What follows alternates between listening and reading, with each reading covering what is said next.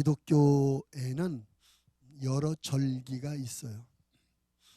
예수님이 탄생하신 날 성탄절, 예수님께서 부활하신 날 부활절, 성령이 강림하신 날 성령 강림절, 추수감사절, 많은 절기가 있습니다. 근데 이제 이 하나님이 하신, 하나님이 베푸신 은혜로 말미암아 이 절기가 정해져 있는데, 또 한편은 사람들이 행한 일로 말미암아 정해진 절기가 있습니다. 그 절기가 이제 오늘인데, 종교개혁주의, 종교개혁.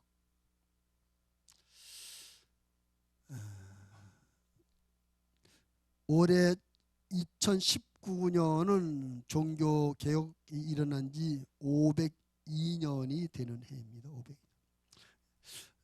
지금부터 502년 전 1517년 10월 31일 날, 그 당시 천주교 사제였던 마르틴 루터가 아무리 성경을 보고 아무리 신앙생활을 체험하는 가운데 이해되지 않는 것들, 자기가 볼 때 이것은 아니지 않느냐, 지금 교회에서 행해지고 있는 이런 일들이 성경과는 틀리지 않느냐, 그래서 95가지의 질문을 큰 대자보처럼 썼어요.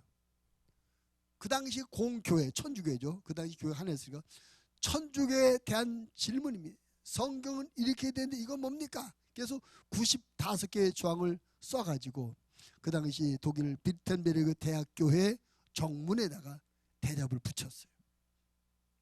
그러니까 그 말은 그 당시 교회가, 저도 루터의 판단으로 볼 때는 그 당시 교회가 성경과 맞지 않는 것이 95가지가 있었다는 거죠. 그럼 루터 한 사람의 생각이고, 아마 다른 사람이 또 그런 생각을 고민하며 찾아봤다면 더 있을 수 있었겠죠. 아무튼 루터는 자기가 천주교 사제로서 또 성경을 연구하며 공부하는 사람으로서 보니까 당시 교회 하는 것이, 가르치거나 행하는 것이 성경과 맞지 않는 것이 있어서 95개를 질문을 싹 써붙였습니다. 예, 이것이 종교개혁의 시발점이 됐어요. 근데 그 당시 교회는 루터가 이것을 써붙인 것에 대해서 교권에 대적하고 있다, 이런 대적자로, 반역자로 봤습니다. 그 당시 교권이, 종교의 권세가 정치 권세보다 위에 있었거든요. 나라의 왕들도 이 교회에서 인정을 해야 왕이 될 수 있었어요. 그러니까 세상 권력보다 종교 권력도 위에 있었어요. 근데 그런 절대 권력인 교회 권력 앞에 이 루터가 성경과 맞지 않는다고 따져 묻는 질문을 95개나 조항이나 써서 붙이니까 저놈은 교회 권력이 도전하는 것이다. 그래서 천주교에서 파문도 시키고 죽이려고도 하고 위험이 있었습니다. 그럼에도 불구하고 이것이 하나님이 하신 일이었기 때문에, 하나님께서 마르틴 루터라는 한 사람을 감동하고 그에게 깨달음을 주고 그에게 용기를 줘서 시작하신 일이었기 때문에 이것이 시발점이 되어서 역사의 전환점은 대종교개혁이 일어났던 것입니다. 그래서 거기에서 우리 기독교는 새로운 출발을 하게 되었어요. 천주교의 이것이 틀렸다, 성경에 맞지 않다, 그리고 우리가 성경으로 돌아가자, 성경들을 믿자 해서 새로운 이제 종교가 다시 분리가 나온 것이 기독교인 것이죠. 그래서 이 기독교회는 매년 10월의 마지막 주일, 이것이 이제 마르틴 루터가 붙인 것이 1517년 10월 31일이었기 때문에 10월의 마지막 주일을 종교개혁 기념주일로 보내고 있는 것입니다. 그리고 이 종교개혁 주의를 통해서 우리는 그 종교개혁자들이 가졌던 신앙, 그 성경에서 말하고 있는 그런 신앙을 다시 한번 확인해 보면서 오늘 우리의 신앙이 혹시 개혁자들이 외쳤던, 개혁자들을 발견하고 성경이 선포한 그 신앙에서 멀어지지는 않았는지, 이탈되지는 않았는지를 점검해 보면서 우리 신앙을 원점으로 돌아가는 그런 은혜를 나누기 위해서 종교개혁주를 보내고 있는 것입니다. 오늘 우리가 읽은 본문의 말씀 로마서 3장 23절로 31절 이 말씀 안에는 종교개혁자들이 깨달았고 발견하고 선포했던 기독교 신앙의 근본이 들어있습니다. 그래서 오늘 저는 말씀의 제목을 성경이 말하는 신앙의 근본이라는 제목으로 함께 오늘 은혜를 나누려고 하는 것입니다. 따라해 봅시다. 성경이 말하는 신앙의 근본. 자, 제일 먼저 우리가 보게 되는 것 23절 24절인데요. 한번 같이 읽어봅니다. 시작. 모든 사람이 죄를 범하였음에 하나님의 영광에 이르지 못하더니 그리스도 예수 안에 있는 속량으로 말미암아 하나님의 은혜로 값없이 의로부터 하심을 얻은 자 되었느니라. 아멘. 23절의 말씀은 원래 우리가 다 무엇이었다는 것입니까? 우리가 원래 다 죄인이었다. 다 죄. 그런데 24절에 하는 말은 하나님의 은혜로 의로운 자가 되었다. 오늘 이 말씀에서 우리가 제일 먼저 생각해 볼 것은 모든 것은 하나님의 은혜이다. 따라합시다. 모든 것은 하나님의 은혜이다. 죄인 되었던 우리들이 태어날 때부터 죄인으로 태어남, 살면서 무수히 많은 죄를 지며 살던 우리 죄인들이 의롭게 되고 구원받아 천국에 가는 것이 사람의 어떤 노력이나 수고의 대가가 아니라 100% 하나님의 은혜로 이루어진다는 것입니다. 이제 이 종교 개혁자들이 이런 것을 고백하고 선포하는 이유가 있어요. 그 당시 중세 천주교회가 한참 베드로 성당을 짓느라고 100년 이상 베드로 성당을 짓다 보니까 돈이 모자라요. 그래서 그 베드로 성당을 건축하는 건축비를 마련하기 위해서 성도들에게 헌금을 걷는데 어떤 방법으로 헌금을 걷느냐 하면 죽은 사람들을 위해서 그 죽은 사람들의 이름으로 헌금하면 그 헌금 때문에 그 죽은 사람들이 구원받아 천국 간다. 우리는 보통 천국과 지옥을 믿습니다. 그렇죠? 천국과 지옥이 있다고 믿어요. 그런데 천국에서는 그 중간에 연옥이라는 것이다. 그래서 죽은 사람들이 연옥에서 대기한다는 거예요. 여기 대기하고 있다가 나머지 후에 남겨진 사람이 이 죽은 사람들을 위해서 뭔가 좋은 일을 하게 되면 이 중간 계층 연옥에 있던 그 영혼들이 천국으로 올라간다. 그런 교리가 천주교에 있어요. 그래서 여러분들이 돌아가신 할아버지를 위해서 돌아가신 삼촌을 위해서 여러분 헌금하면 그 헌금통에 헌금이 들어가는 그 순간에 그 중간층 연옥에 있던 여러분 할아버지, 아버지, 삼촌의 영혼이 천국으로 올라갑니다. 그래서 헌금을 연보를 많이 하면 죽은 사람들이 천국 갈 수 있다. 그런 가르침을 줬어요. 뿐만 아니라 또 천주교는 성자를 대단히 중요하게 여깁니다. 성자라는 것은 성인들, 뭐 베드로, 바울, 마태 이런 분들, 그런 분들이 얼마나 믿음이 훌륭하신 분입니까? 그래서 그 천주의 가르침은 그 베드로, 바울, 뭐 요셉, 요한 이런 성인들은 얼마나 선행을 많이 했는지, 얼마나 좋은 일을 많이 했는지, 자기들이 한 좋은 일 때문에 자기 자신을 구원받아 천국 보내고도 남는 공로가 많다는 거죠. 남는 공로. 예를 들어서 이게 천주교래요. 성경과 맞아요.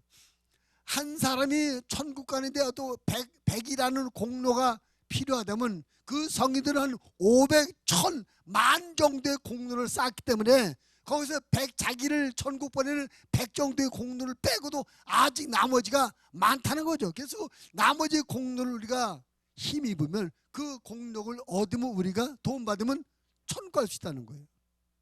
그래서 여러분 혹시 그 천주교의 기도문 같은 거 보셨습니까? 우리는 기도할 때 누구 이름으로 기도하죠? 예수님의 이름으로 기도해요. 근데 천주교는 바오로의 이름도 기도하고 베드로의 이름도 기도하기도 하고 뿐만 아니라 베드로에게 바로에게 바울에게 요셉에게 기도하는 그런 기도들. 왜? 그들은 자기를 구원하고도 남은 큰 공로가 많기 때문에 그 공로 때문에 다른 사람들도 천국 보내줄 수 있다, 이런 교리이기 때문에 그렇게 기도했어요. 마틴 루터도 그 교리를 따라서 신앙생활하던 사제였습니다. 근데 교회에서는 그렇게 가르쳐 줬는데 막상 성경 보니까 성경 어디를 봐도 그런 게 없는 거예요. 우리가 뭐 헌금을 많이 했다고 천국 간다는 말도 없고, 좋은 일을 많이 했다고 천국 간다는 그런 말도 없어요. 오늘 성경 보니까 우리가 천국 가는 거는 하나님의 은혜로 가는 거다. 우리가 좋은 일을, 훌륭한 일을 많이 해서 천국 가는 것이 아니라 하나님의 은혜로 천국 가는 거다. 성경 어디를 봐도 그런 구절만 있는 것입니다. 그래서 그들이 깊이 깨달은 것, 우리가 구원받아 천국 가는 거 우리가 뭐 기도를 많이 하고 헌금을 많이 하고 좋은 일을 많이 했기 때문이 아니라 하나님의 선물, 하나님의 은혜로 천국 가는 것이다. 그런 가르침을 깨달아서 모든 것은 하나님의 은혜입니다. 오직 은혜. 솔라크라치아라는 그런 말을 써요. 여러분, 우리의 구원, 나와 여러분이 천국 가는 것, 우리가 새벽 기도를 많이 하고 전도를 많이 하고 신앙생활을 오래 했기 때문에 천국 가는 것이 아니라 하나님의 은혜로 천국 간다는 것을 여러분 깨닫고 믿으시기를 바랍니다. 여러분, 예수님께서 십자가에 못 박혀 죽으실 때 양편에 누가 있었죠? 강도들도 같이 처형당했어요. 근데 그 강도들은 어떤 사람들이었습니까? 평생토록 나쁜 짓만 하고 다른 사람을 죽이고 빼앗는 악한 자들이었어요. 근데 한편 강도가 예수요, 당신의 나라가 임할 때 나를 기억해 주옵소서. 평생토록 죽이고 살인하고 강도질만 하던 그 악한 그 강도가 그 십자가에 못 박혀서 죽어가면서 죽기 직전에 마지막 가운데 자기 옆에 십자가에 못 박힌 예수를 보고, 예수요, 당신의 나라가 임할 때, 그 말은 뭡니까? 예수님에게 당신의 나라가 임할 것입니다. 이 말은 뭡니까? 예수님이 메시아요, 구원자요, 하나님이라는 것을 고백하는 그런 믿음 아니겠습니까? 보통 일반 사람이라면 당신도 십자가 못 박고 죽고 나도 십자가 못 박고 죽는다고 생각하지 않겠어요? 근데 이 한편 강도는 당신의 나라가 임할 때라고 말하면 그 이 강도는 예수님을 일반 사람으로 본 것이 아니라 메시아로 봤다는 거예요. 당신의 나라가 임할 때 나를 기억해 주시옵소서. 마지막 죽음 직전에 한마디 그만했어요. 예수님께서 뭐라고 대답하시죠? 내가 오늘 나와 함께 낙원에 있으리라. 예수님께서 내가 오늘 나와 함께 낙원에 있겠다, 천국 갈 거다. 그럼 이 마지막 한마디 때문에 천국 간 거예요. 그가 좋은 일, 훌륭한 일 전혀 한 일이 없습니다. 그 강도는 100% 하나님의 은혜로 구원받아 천국을 가게 되는 것이죠. 그 강도가 바로 나와 여러분입니다. 우리는 뭐 대단합니까? 우리는 뭐 훌륭하고 거룩합니까? 그 예수님 오른편에 있는 강도가 똑같은 우리들이에요. 우리들의 모습입니다. 죄만 짓고 살고 욕심도 부르고 남을 아프게 만들고 상처 주고 욕심만 부리고 교만하고 온갖 잘못을 저질렀는데 하나님께서 우리를 사랑하셔서 하나님의 은혜로 우리가 구원받아 천국 가게 되는 걸 믿으시기 바랍니다. 천국 가는 것만 하나님의 은혜가 아니라 이 땅에 사는 동안에 우리에게 주어지는 모든 것들 하나님의 은혜로 우리에게 주어지는 걸 믿으시기를 바랍니다. 방금 전에 우리 최박람 권사님 간증하셨는데 하나님께서 우리를 데려가시면 끝나는 거예요. 근데 우리가 살아있어요. 하나님의 은혜인 줄로 믿습니다. 하나님께서 우리의 건강을 빼앗아가려면 교회 나와 예배를 드리고 싶어도 못 나와요. 병원 가서 누워 있어야 돼요. 근데 우리가 병원 가서 누워 있지 않고 여기 나와 예배 드리는 이것도 하나님의 은혜인 줄로 믿습니다. 우리 삶의 모든 좋은 것들이 하나님께서 우리에게 베풀어 주는 은혜인 줄을 믿고 감사하시길 바랍니다. 욥이 그런 말 하잖아요. 욥이 그 동방에서 가장 부자였었고 재산도 많았고 아들 딸 10남매를 두고 잘 살았는데 마귀가 시험합니다. 재산이 다 없어져 버리고 자식도 다 죽고 건강도 없어졌어요. 그런 상황에서 욥이 이런 고백합니다. 내가 태어날 때 알몸으로 태어났으니까 돌아갈 때도 알몸으로 돌아가지 않겠느냐. 주신 자도 하나님이시오 취하신 자도 하나님이시니 오직 하나님을 찬송할지어다. 그러니까 그 말은 뭡니까? 지금까지 내가 누리고 가지고 살았던 모든 것 하나님께서 주셨던 것이다. 근데 하나님께서 주셨던 것을 하나님께서 돌아 찾아가셨는데 내가 뭐 원망하고 불평할 일이 있겠느냐? 하나님을 찬송할 뿐이다. 그런 고백했어요. 그런 욥의 가치관과 욥의 신앙이 나와 여러분의 것이 되기를 바랍니다. 우리가 알몸으로 태어났어요. 근데 우리에게 현재 알몸으로 태어난 우리들에게 지금 있는 것, 우리가 갖고 소유하고 누리는 모든 것 하나님께서 은혜로 베풀어 준 것인 줄로 믿으시길 바랍니다. 그래서 우리는 내가 구원받아 천국 가는 장래 구원의 완성 이것만 하나님 앞에 하나님의 은혜라고 감사할 것이 아니라 지금까지 살았던 모든 것이 하나님의 은혜요, 지금 현재 우리의 삶의 모든 것도 하나님의 은혜인 줄 믿고 하나님 앞에 은혜를 시인하며 감사하는 우리의 믿음이 되어져야 될 줄로 믿습니다. 종교 계획자들 말합니다. 우리가 구원받아 천국 가는 거 사람의 노력이나 수고의 대가가 아니라 하나님의 은혜였습니다. 지금까지 살아가는 모든 것, 앞으로 살아가게 된 모든 날들도 우리는 하나님의 은혜로 사는 것입니다. 모든 것이 하나님의 은혜입니다 라고 고백을 하고 있습니다. 이런 개혁자들의 고백이 나와 여러분의 믿음이 되어지길 바랍니다. 나와 여러분의 믿음의 고백이 되어지기를 바랍니다. 오늘 성경도 말합니다. 그리스도 예수 안에 있는 속량으로 말미암아 하나님의 은혜로 값없이 의롭다 하심을 받았다라고 말하고 있는 것입니다. 따라합시다. 모든 것은 하나님의 은혜입니다. 그걸 좀 시인하는 의미로 아멘까지 합시다. 모든 것은 하나님의 은혜입니다. 아멘. 우리가 기도하고 성령 충만해서 영적인 분별력이 생기면 그 하나님의 은혜가 더 많이 발견되어지며 더 많이 깨달아져서 더 많이 그 은혜를 감사하는 삶을 살게 되리라고 믿습니다. 늘상 말씀을 드립니다마는 감사가 많은 사람, 감사하는 사람, 이 사람이 행복한 사람이다. 성령의 도심으로 말미암아 하나님께서 베풀어 준 많은 은혜가 깨달아져서 더 많이 감사함으로 말미암아 더 많이 행복한 삶을 사는 하나님의 사람들이 되시기를 주님의 이름으로 축원을 드립니다.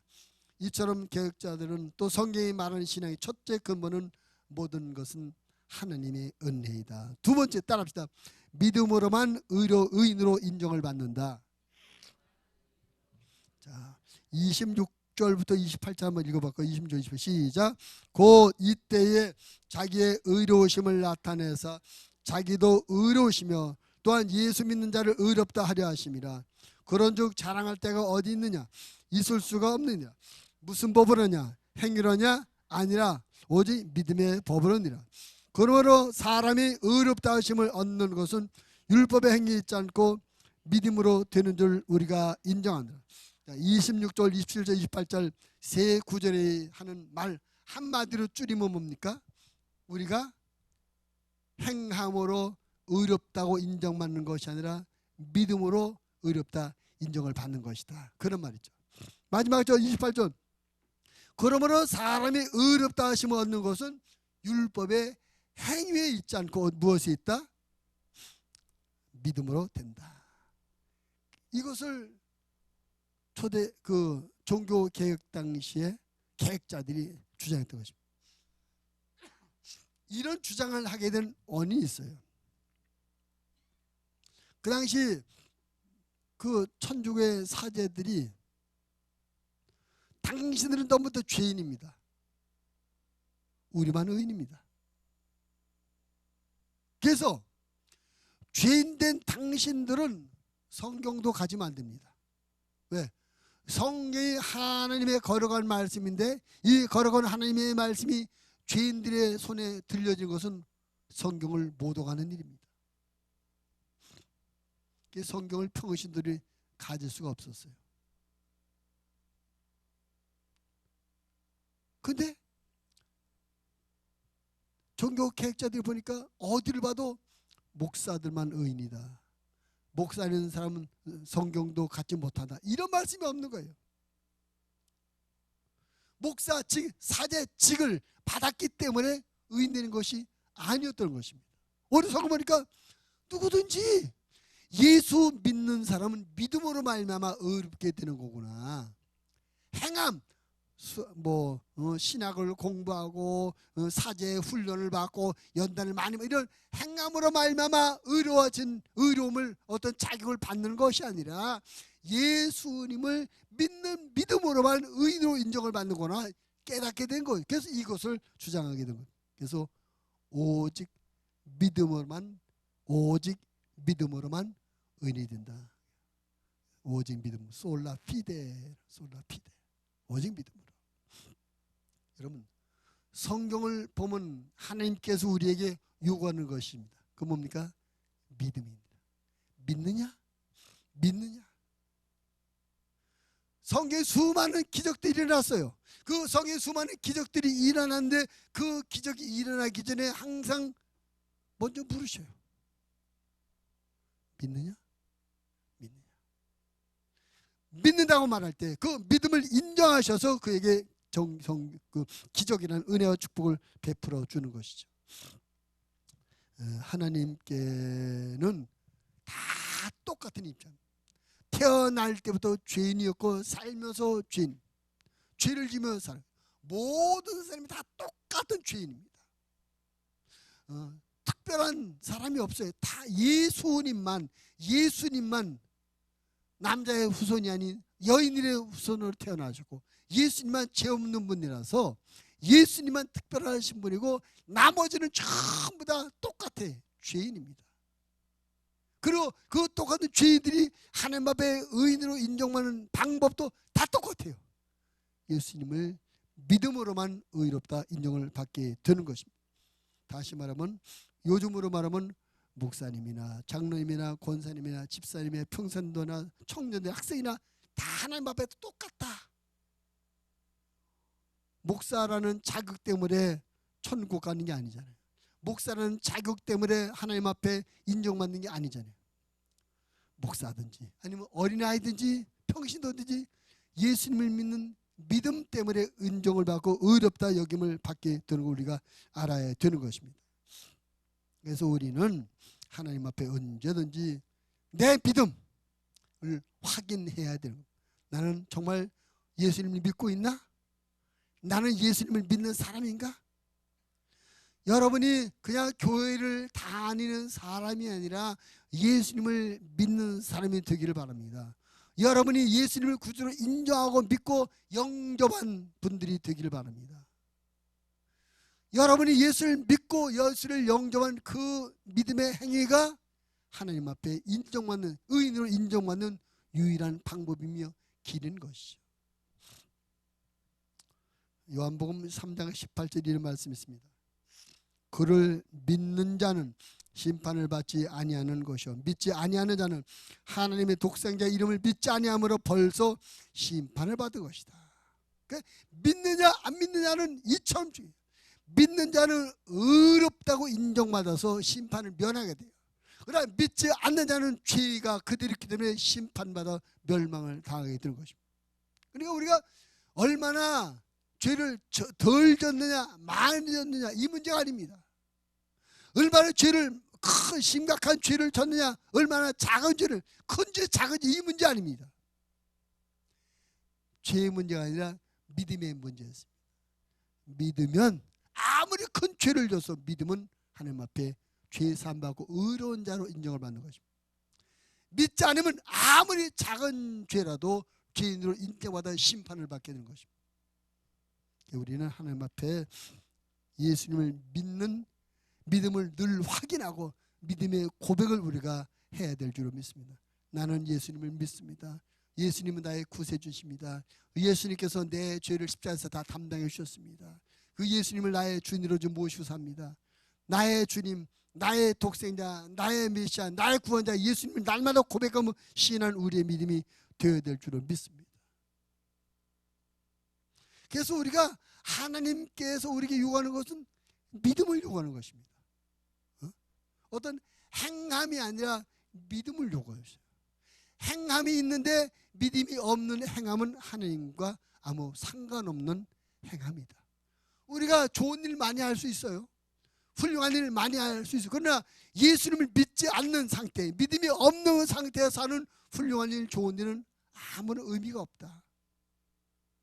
예수님을 믿는 믿음 안에서 하는 행함이라야 하나님 앞에 인정을 받고 상급을 받을 수가 있게 되는 것입니다.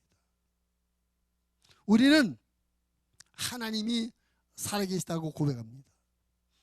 여러분 우리가 하나님을 살아계신 분이라고 고백할 때 그 전제는 뭔지 아십니까? 그 살아계신 하나님은 우리를 다 보고 계신다는 거예요. 우리가 무슨 생각을 갖고 있는지 알고 계시고 우리가 무슨 말을 하고 있는지 다 듣고 계시고 우리가 무슨 삶을 살고 있는지 보고 계십니다. 근데 여러분 그 나를 보고 계시는 그 하나님 앞에 보여진 내 삶의 모습, 나를 감찰하시며 나를 꿰뚫어 보고 계시는 그 하나님의 눈에 비춰진 우리의 삶의 모습이 거룩하고 깨끗하고 완전하고 의로운 모습일까요? 그렇지 못한 부분이 훨씬 많죠. 그래서 어떤 의미로 보면 우리는 날마다 하나님 앞에 죄인의 모습으로 살아가는 것입니다.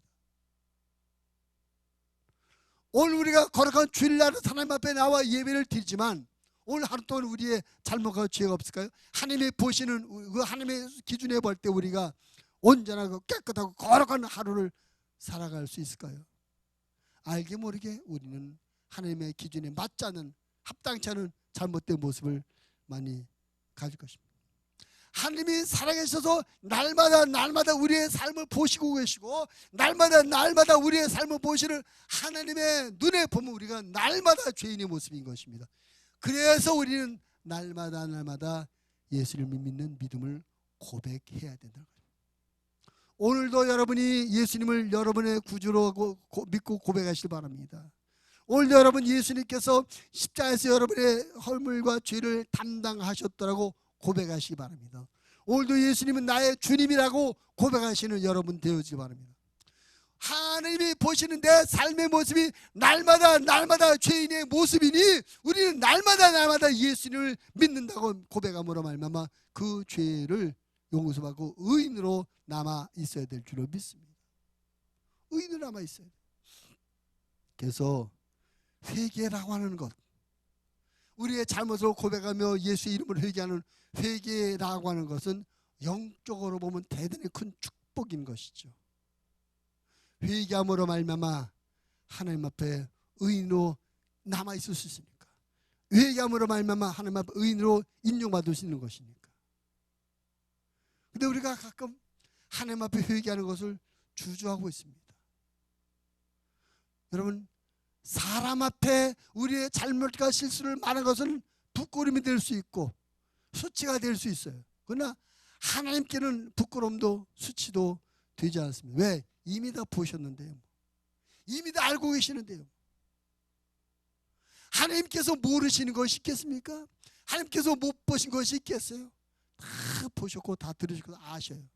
이미 알고 계신데 그 하나님 앞에 내가 아닙니다, 안 그랬는데요, 오히려 거짓말하게 되는 것이죠.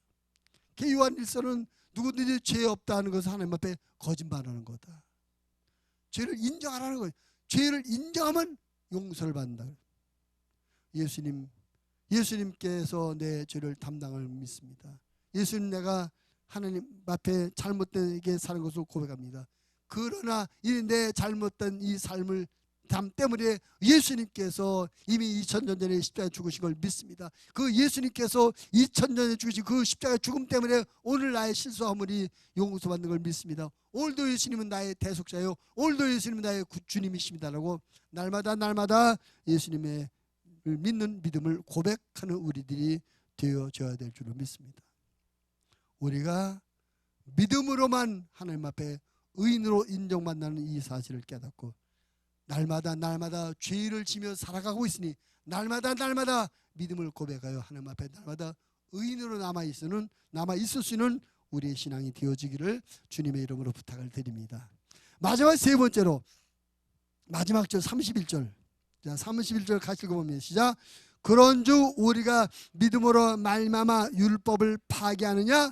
그럴 수 없느니라. 도리어 율법을 굳게 세우느니라. 이 말씀은 하나님의 말씀을 없애면 안 된다는 거죠. 하나님의 말씀도 굳게 세워야 된다는 것입니다. 이제 개혁자들이 이것을 주장합니다. 성경이 최고의 권위이며 기준이다. 따라합시다. 성경이 최고의 권위이며 기준이다. 종교 개혁자들이 이런 것을 선포하고 주장한 이유가 있습니다. 그 당시 최고 권위는 성경이 아니라 교회의 전통이었고 교황의 메시지였습니다. 교황의 권력이 왕도 인정하는, 왕도 교황 앞에서 인정받은, 그 세상 왕보다 더 높은 권력이 교황이었어요. 교회의 전통과 교양권을 항상 주장하고 앞세우는 문제는 뭐냐면 이것을 교회의 전통이나 교황권을 성경보다도 우위에 뒀다는 것입니다. 개혁자들이 보니까 그게 아니에요. 교회 역사보다 성경 말씀이 먼저였습니다. 교회의 권한보다 성경의 권위가 더 있었던 것입니다. 그래서 이건 아닌데 왜 성경보다 교회 역사 전통이 먼저지? 왜 성경보다 교환의 권한이 더 있지? 이건 아니다. 그래서 오직 성경이 모든 것보다 가장 최고의 권위며 기준이다. 그래서 오직 성경, 솔라 스크립트라. 여러분, 성경이 무엇입니까? 요한복음 1장 1절의 말씀 우리가 잘 알죠. 태초에 말씀이 계시니라. 이 말씀이 하나님과 같이 계셨으니 그 다음에 뭐죠? 그 마지막 그게 제일 중요한데. 자, 기억해 보세요. 태초에 말씀이 계시니라. 이 말씀이 하나님과 같이 계시. 그 다음에 이 말씀은 곧 하나님이시니라. 말씀이 뭐라고 그래요? 말씀이 뭡니까? 말씀이 성경이죠. 성경이 하나님이다. 그럼 이 교회 역사보다 하나님인 말씀이 더 높은 것 아니겠습니까? 교황의 권위보다 말씀인 하나님이신 이 말씀이 더 위에 있어야 되는 것 아니겠습니까? 그래서 종교 개혁자들이 성경은 하나님의 말씀이, 성경은 하나님의 권위를 가지는데 왜 교회의 전통이나 교황권이 더 앞서고 성경을 무시하느냐? 이건 아니다. 그래서 오직 성경하고 나온 것이 초대 기독교 종교 개혁자들의 신앙. 여러분, 이 세상에 있는 그 어떤 권위도 하나님의 권위보다 더 높을 수 없습니다. 왜 그러죠? 하나님은 세상을 만드신 창조주이시기 때문에 그렇습니다.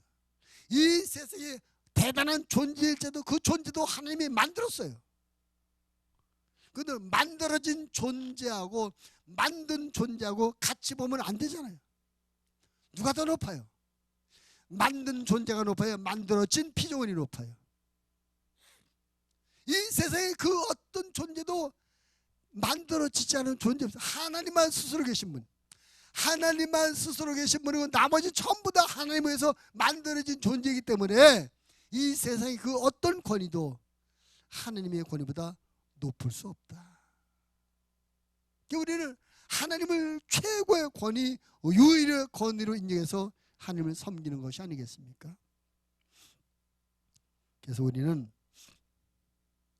신앙생활하면서 성경 말씀을 대할 때마다 하나님을 대하는 것처럼 대해야 되고, 하나님의 말씀을, 성경 말씀을 들을 때 하나님의 권위의 음소로, 권위를 가진 명료로 들어야 될 줄 믿습니다.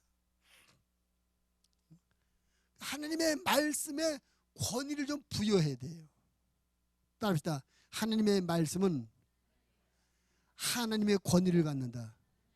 또 한 번 더, 성경 말씀은 하나님의 권위를 갖는다. 아멘. 성경 말씀이 하나님의 권위를 갖는다면 우리는 그 하나님의 권위를 가진 하나님의 말씀 앞에 우리가 어떤 태도를 취해야 되는 것입니까? 한마디로 순종의 태도, 순종의 자세를 가져야 되죠. 하나님의 권위 앞에 우리가 맞서면 안 되잖아요. 하나님의 권위를 우리가 대적하면 안 되잖아요. 하나님의 권위 앞에 순종해야 되는 것 아니겠습니까? 그래서 우리가 어떤 사정이 있든지, 내 감정이 어떠하든지, 내 입장이 어떠하든지, 내 생각과 주장이 어떠하든지 간에 하나님의 말씀, 성경 말씀이 오면 그 성경 말씀을 최고의 권위로 두고 내 모든 것을 그 하나님의 말씀, 성경 권위의 밑으로 내려가서 그를 받들고 순종하는 그런 자세를 가지고 살아야 된다는 것입니다. 우리는 성경을 통해서 하나님의 권위를 좀 제대로 느낄 수 있으면 좋겠습니다. 하나님의 권위. 이스라엘 백성들이 애굽을 나와가지고 광야로 가야 되는데 홍해 바다를 건너야 됩니다. 홍해 바다가 길이 막혀 있고 애굽 군대가 뒤쫓아와요. 홍해 바다에 빠져 죽든지 아니면 뒤쫓아오는 애국 군대 칼에 맞아 죽든지 그런 상황이었습니다. 근데 하나님의 권위는 당신의 백성을 살리기 위해서 홍해 바다를 갈라지게 만듭니다. 바다가 쫙 갈라졌어요. 갈라져서 양쪽에 물이 쌓여서 벽이, 양쪽에 물벽이 쌓여서 물벽이, 그리고 그 가운데 마른 땅이래. 이거 사람이 할 수 있겠어요? 지금 트럼프가 대단한 권력을 가졌는데 그 트럼프가 그 많은 권력이 있습니까? 바다를 갈라서 벽을 만들 수 있는? 이 세상 어느 누구도 할 수 없는, 하나님만 할 수 있는. 그러니까 하나님의 권위 앞에는 바닷물도 순종해요. 하나님의 권위 앞에는 대자연도 순종해요. 근데 그 하나님의 가장 큰 사랑을 받았던 사람들만 하나님의 권위를 무시하고 지멋대로 평가하고 비판해요. 대적하고 불순종해요. 안타까워서 교회 안에서, 천주교 교회 안에서 이랬다. 그래서 이건 아니다.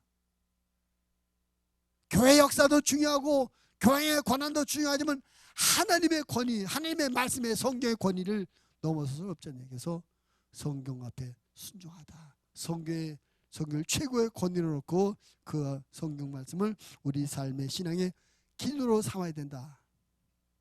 여러분, 신앙생활하면서 다시 한번 성경의 권위 아래 들어가는 그런 신앙생활 하시기 바랍니다. 하나님이 말씀하시면, 성경의 말씀이 하시면 그 말씀을 아멘, 무조건 아멘 하고 따라가고 순종하는 저와 여러분의 믿음이 되어지기를 바랍니다.